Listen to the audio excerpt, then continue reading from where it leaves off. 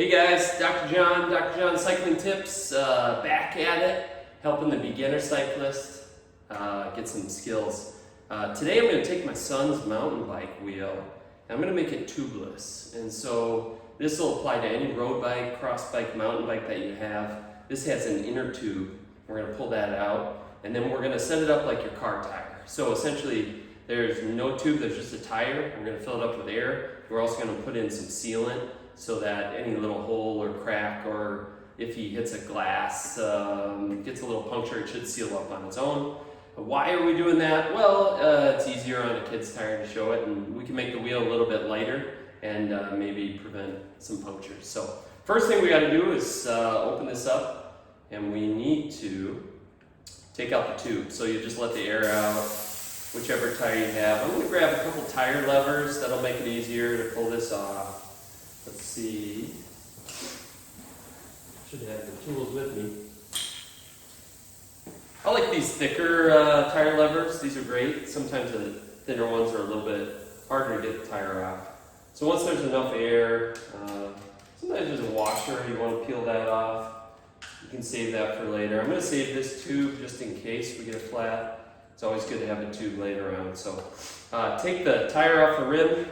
You just insert the tire lever, spin it around. This tire is a little bit looser, so that came off pretty easy. And then reach in and pull out this butyl inner tube. Careful at the valve. So if we were to just fill this up now with air, there'd be no way to do it because there's no valve. And so we have to put on a valve that's made for tubeless, meaning it'll seal up on both ends. And I have picked up one from Muck Off because it looks kind of cool and it's green, and so it's got a couple of different adapters depending on the rim shape. And so we're going to pick out the right valve that'll fit this rim. All right, so here's a tubeless valve.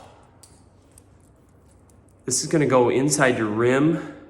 There's an O-ring, cone-shaped one that I'm going to use. I'm going to stick that into the rim, and then from the outside of the rim, you got to seal it up also. So there's going to be some sort of an O-ring to seal the gap, and then some sort of a washer to hold it on there.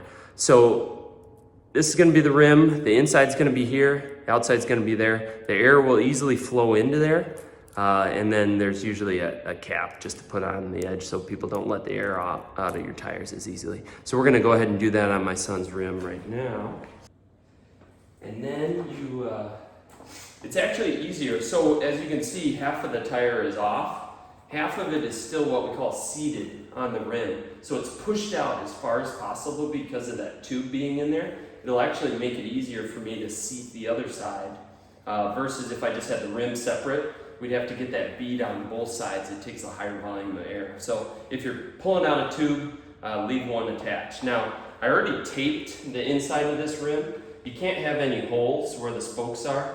Most rims that are set up to be tubeless have some rim tape. Also, those heads on the spokes can kind of poke the tube. So usually there's some rim tape there. If there's not, you got to put a piece of tape around it. They make rim tape. I've seen duct tape work just as well. You got to seal every single hole, and the last hole is for this valve. And so we'll fit the valve in here, make sure that it seats pretty good. Yeah, I think I'm going to use a slightly different shaped one. All right, so I've inserted the tubeless valve. You can see that top end as it seals up, and then the nut is secure right on the outside. So I'm getting it tight, but not overly tight, just so that it seals up the gap between the rim and the valve hole. And now we need to put a little sealant in here. And this is really the magic sauce that keeps puncture from letting all the air out. So I've got some orange seal here, lots of different brands. I've just seen anecdotally this orange seal up some holes that I never thought that it would seal up. I thought for sure it'd be an issue. So that's what I've been using regularly. We had a group ride on Wednesday. Somebody got a flat tire. They just had a tube. And man, it was just a tiny little puncture that if it was tubeless, it wouldn't have slowed us down. I ended up stopping, changing the flat. We're a couple minutes behind the group. We never ended up catching them. We had to divert our route. Same group ride. A few weeks ago, someone was set up tubeless. puncture, all of a sudden you see air spewing out, you see some sealant spewing out, but as soon as that pressure normalizes to what the tire can hold, it plugs that hole. He was able to finish the ride and then repair the tire afterwards. So tubeless is a great way to prevent some punctures. So we're gonna put a little bit of sealant in here. I checked your bottle. This says we want 1 ounce for a 700C tire. This is actually a 20-inch tire. So we don't need very much sealant at all. This is, looks like 4 ounces. I'm gonna put maybe half of this. I might put 2 ounces in there just to give a little bit extra. So there's a couple ways you can do it. You can go right through the valve, but if the tire is open, you can just pour this right into the tire. And that's the way that I prefer to do it, so the valve doesn't get gunked up. If you put the sealant through the valve with this injector, you can get away with doing it once, but after a couple times, you gotta stick something in there and clean out the sealant. So the tire is off of the rim. I'm just gonna pour in about half of this bottle. That should be good. And now you wanna be careful, this stuff's kind of a mess. So I'm not gonna tip the tire or spill it out. We have to seat the tire onto the rim. I'm gonna do that with my hands, and we'll also use the tire levers if we have to. Sometimes he's ripping during his mountain bike league, and I'm not there. If he gets a flat, they're kind of okay to just set him on his own, but man, if we could set this up tubeless, not have to worry about it, it'd be perfect. So this tire, thankfully, stretched out. I was able to get it on the rim, no problem.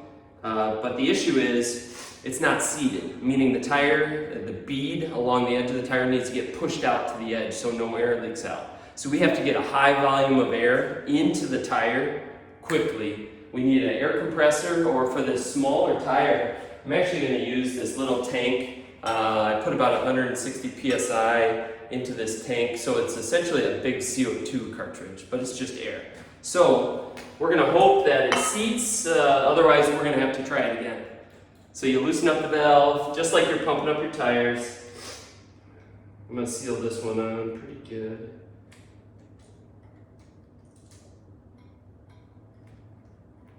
These little race cartridges, so take them to races filled up with air. If you have a flat, you're able to pump up a full tire a lot quicker, or if you change tires because it got muddy, you want to use your mud tires. These are great, just you don't have to pump as much. So here we go, and they're also good for launching rockets that you make at home because they did the high pressure. And if you could hear just that pop at the end, a lot of times tires, when they fully seat, they will make that pop, which we got a pretty good seat out of here. I would recommend checking the tire pressure, obviously, before you ride. You know, it feels actually pretty good, but it's unknown how much I was able to get in here. All right, so now we got a bunch of sealant loose inside of here. We need to get that around every little edge.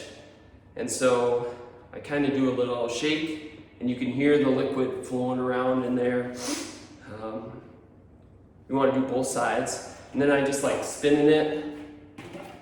You'd be great to go out and just ride this right away. It'll have that sealant spread thin. You may see a little bit leak out of one of the edges. This actually looks like it doesn't. You may see a little bit leak out by the valve, but as that dries, that should seal up every gap. So right now it feels pretty good. I think we're set up tubeless. You can do that for any road bike. I do it for my fat bike. It's an easier way to prevent punctures. It also saves some weight. So tubeless setup. Is that common to get it that easy first try? Well, you know, I'll be honest, for Dr. John, it's always a first try. But just know that, hey, if it doesn't seat, you just need a higher volume of air. You might have to do it again. Use your air compressor if you have one. It's a lot less frustrating than trying to pump air into here. The tip that I used is I did have that tube in there beforehand, and so for a fat tire especially, without an air compressor, it's really hard to seat. And I'll show you a video when I switch out, put the studs on this winter. You want to pump up a tube in there, fully seat the tire, and then only open half of it. It'll save you a lot of frustration. There's also a couple tips for putting bigger tires on, but that's in the other video. So hope this helped. Yeah, quick question. What if I ride that too low, didn't check my air, and then on seats itself, is that pretty... Yeah, you know... Say I'm out in the trail or whatever, then should I just put a tube in there? Yeah, it's a good question. It'd be pretty rare to unless it went really flat. Okay. And so that's the cool thing about tubeless. You can run lower pressure without worrying about a pinch flat. Now, they don't make inserts for 20-inch tires, but that's something else you can do is put a foam insert and eliminate that sort of flattening out. Tubeless, the best thing, you can run lower pressure, get better grip. If it is completely flat, there's probably something wrong with it. So I just pump it up, and then if it holds the air, you're great. Otherwise, just throw a tube in. And that's why we're gonna save the tube and just keep it in the truck. All right, guys, hope that helped. And like and subscribe, and we'll get some more videos out to you real soon. Thanks.